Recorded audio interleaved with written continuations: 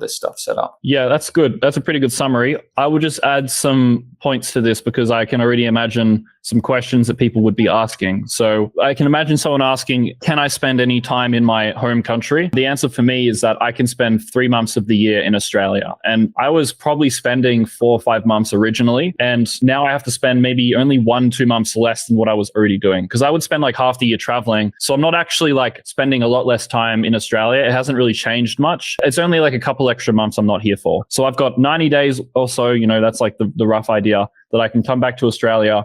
And, I can stay with my girlfriend or I can stay with my family but I can't have a lease here. Also, in terms of the Dubai thing, the reason that we've also done Dubai is that if we run into issues with not having any tax residents, which can present issues, I might want to actually become a tax resident of Dubai because there was 2 paths that we could have taken with my situation. It was either move around the world to different places all the time so that I never become a tax resident of anywhere, or spend enough time in Dubai so that I am a tax resident of Dubai and I can use that, wherever I go to say, I live here, I'm a tax resident here, blah, blah, blah. When you're not a tax resident of anywhere, it presents issues sometimes when you go to open bank accounts in different countries, but I think it should be fine. So it's like a backup plan. It's like, in case I need to get access to the full tax resident setup for whatever reason, I can just go spend my 90 days in Dubai because I've already got the residency set up, right? Tax residency, a little bit different. And also, I haven't written off Dubai because of a couple things that I see happening there. They're opening a wave pool and I'm like, oh, maybe I could spend some time in Dubai. There's a nice wave pool there. I'll put my tax money into every 2-day trip to this sick wave pool that's like the best in the world. So, I am open to considering Dubai. And for a lot of people watching this,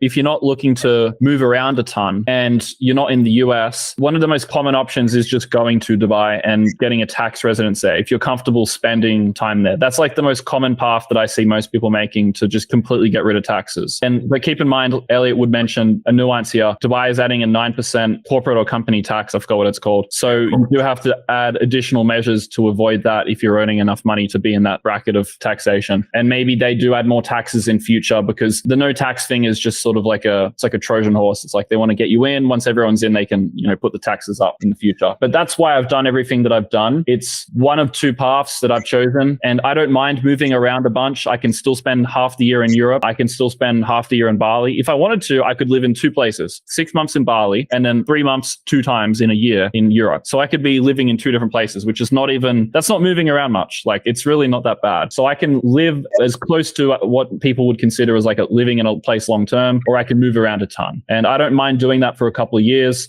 I want to go around and meet people in all these different countries, networking, etc. There's always events on, masterminds. It just makes sense to value flexibility at this stage. And later on, I can always pivot to a Dubai setup, or let's say I make $10 million.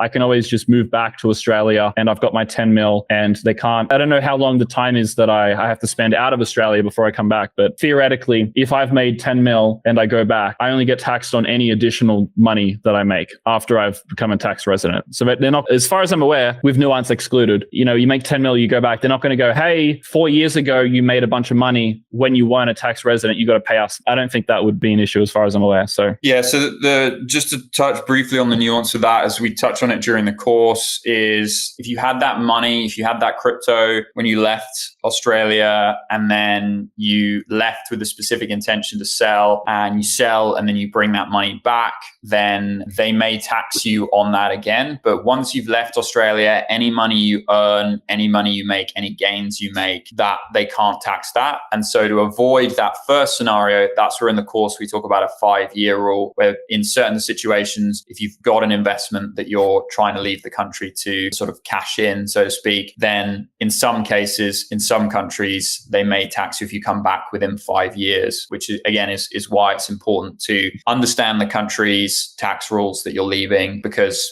some people might think that they can just kind of piss off for a year, come back, that they'll not be a tax resident during that time, and then they'll, be able to cash in their crypto and come back. That doesn't always work like that. Have we listed off what exchanges I'm using? Yeah, so in the UAE, Kraken and Coinbase. In UAE, it's Binance, BitOasis, eToro will be some of the main ones there. There may be others. One of the things we're also looking into is like there are crypto banks, based out of the Bahamas, but we don't have any clear recommendations on those yet. But it's something that we'll probably continue to look into throughout the bull run. And you'll probably see like more and more crypto service providers offering some sort of banking services as you go through. Just be aware that just because you set up with a crypto bank in the Bahamas, but you stay in your home country, doesn't mean that that is tax-free because it's in the Bahamas. It's all about where you live and where your tax residency is. And another reason just to add of why we decided to add the US is I am very interested in diversifying into stocks once I hit a certain level of net worth, because I think,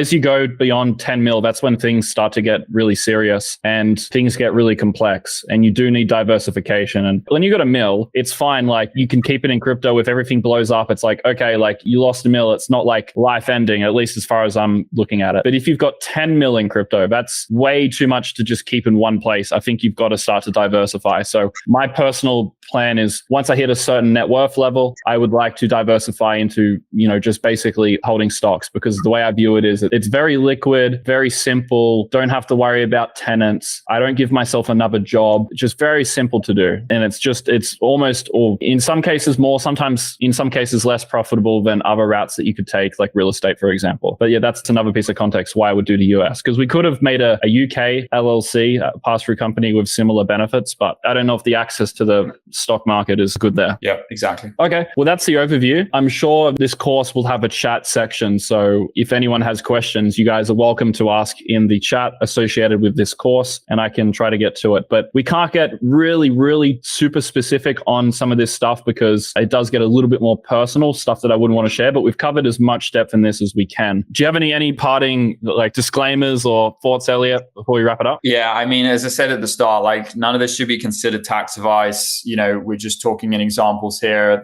There is nuance around Daniel's situation that we haven't shared. If you're from Australia, that doesn't just mean you'll be able to copy this exactly and necessarily not pay any tax. But hopefully that provides useful context. If you haven't checked out the videos in the course, particularly around the examples, I'd encourage you to do that to see how this compares with some of the other options out there. That should paint a bit more of a roadmap for you in terms of what is possible with different companies in different countries and different setups. And as I say in the course, if you are serious about leaving as a tax resident in your home country, you do stand to make some decent money, then I do recommend you get a plan in place, speak to an advisor, or there's going to be either a link to book a call with me or a link to a Telegram where you can message me and we can start putting a plan together for you if you're in a position to start doing that. Yeah, something I will add is that Elliot gave me an overview of everything that I would have to do if I wanted to create this setup that we've designed for myself, because like you make the plan and then you implement it. And I looked at the implementation, I was like, holy fuck, this is so annoying. And my most hated thing in the world is like taxes and forms and shit. So I basically just said, Elliot, I would like you to do everything. And because I don't do anything and he basically does it all for me, at least the setup process, which is like the more custom way to get things done, it was a little bit more expensive, but I think the price definitely is worth the outcome that I get, which is not paying any tax. If I didn't have someone do everything for me, I just simply wouldn't do it. And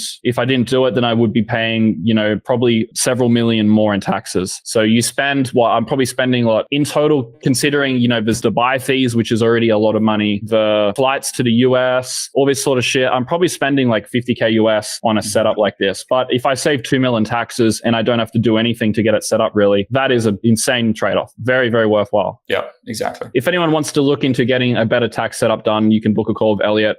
Highly recommend it. Elliot's very, very solid guy. I found him within a network that I'm in. And so we have a lot of common interests and he's really good at what he does. And that's why I've chosen to work with Elliot, because he knows his stuff. So yeah. Appreciate that. All right, we'll wrap it up here then. So yeah, thank you guys and see you all in the next part of the course.